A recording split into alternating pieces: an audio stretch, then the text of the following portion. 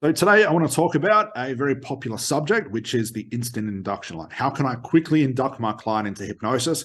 Now, I'm not a big fan of that because I'm more interested in the therapy. You'll see a lot of coaches and therapists, they get taught the instant induction, like the hand levitation, the handshake instant induction, the NLP type things. But my question is, what's the use of that? What's the point of actually using it? Because now you're learning just how to put a client into hypnosis. And we've talked about this in videos before. Just because a client go into hypnosis does not mean they can get therapy. There's that video's in our catalog as well. Check that out. So if there was an instant induction, or how do I get my client to a place where the unconscious mind starts to deal with the issue? Hypnotic interview. And it all starts with client. What's the problem? Client says, well, I've got this, and this. I say, great. I ask another question based on their response. They're going to go back into their mind to find that answer. And I call this fractionating. It's a very common therapeutic technique, but it's done through conversation. The normal classical way to do a fractionation is to pull a client in and out of hypnosis, but we're talking about the therapy here. Hypnosis is irrelevant. So as I'm asking my client a question, where does my client have to go in order to find that answer?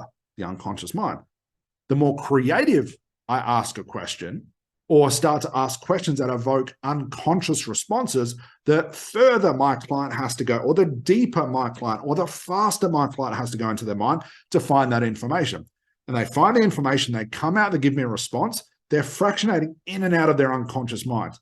What will happen after maybe 2 questions, 5 questions, 100 questions? It's hard to tell because every client's different.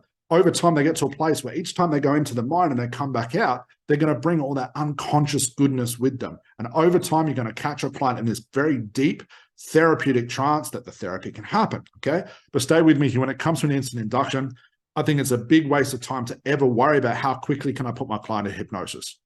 I don't know one lawyer that I work with that wanted me to do an instant induction, and it would be pointless if I can, and I can do them, okay? If I can put my client into an instant induction, then what do? I don't know what the real problem is. I don't know what the root cause is. I can't talk to them because they're in trance. What do I do with this person?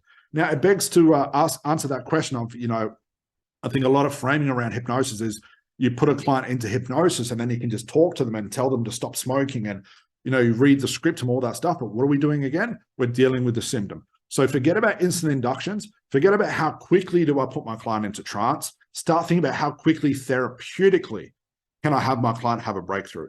So by investigating the problem, you're killing 2 birds with 1 stone.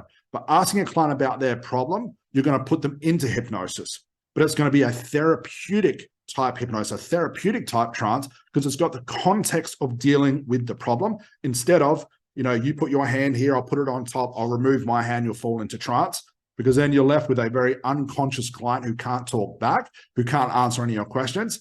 Now you've got them into hypnosis. It might look good because it took you 2 seconds to do, but now you're stuck, okay? So instant induction, guys, the best one for conversational hypnosis, do the hypnotic interview.